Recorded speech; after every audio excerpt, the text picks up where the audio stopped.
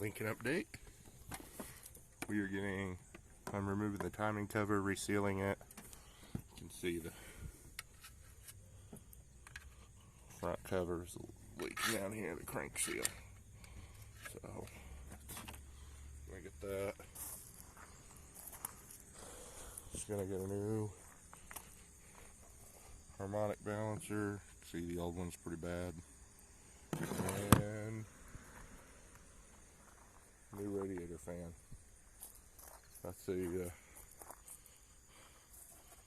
the mechanical updates on this one. That'll be it. So, not going to be able to make a step-by-step on this one. Been working, not enough time. So valve cover gaskets, all this. Still got a lot of work to do here. Anyways, thanks for watching.